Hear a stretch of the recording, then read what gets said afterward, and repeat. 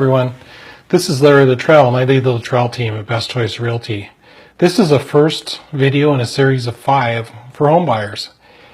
The videos are going to be, number 1 is going to be choose your team and pre-qualify. Number 2, looking for homes, how to look for homes.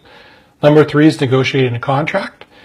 Number 4 is the process from offer to close. And number 5 is what to expect at closing. So let's get started with number 1. Number 1, choose your team and pre-qualify. What does that mean? Well, here you go. Here's the secret. A lot of buyers wait too long to contact and to build their team. What's your team? Your team is your lender and your broker.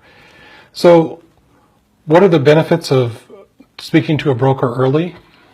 Well, a lot of people will start looking for lenders, and they'll even go back further than that, and they'll start with trying to fix their credit. That might be where you're at. You're starting to think, well, I really need to buy a house.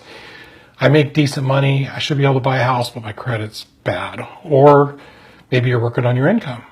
Well, one of the first steps you should do is actually talk to a broker. I know that seems like it's a little early to be talking to a real estate broker, but it's actually not. And one of the reasons is, one of the first things you want to do when you're starting to think about how to improve your credit and how to buy a house, or whether you're thinking about just getting pre-qualified and you know you already have good credit, one of the first things to do is to get a good broker, a good mortgage broker.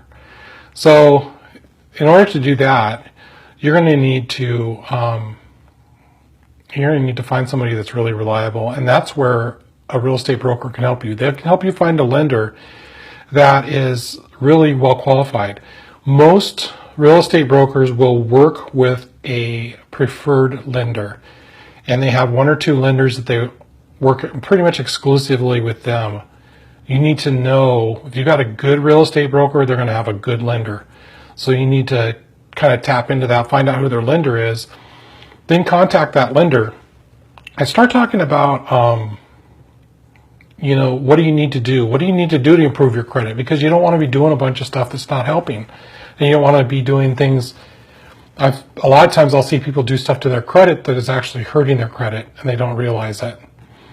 So it's really important for you to contact your real estate broker and then get hold of a lender as well, and kind of start working with both those.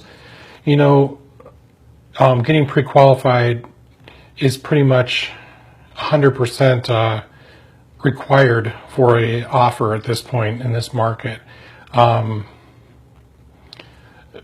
You're not going to get, I can almost say you positively aren't going to get an offer accepted without a pre-approval these days.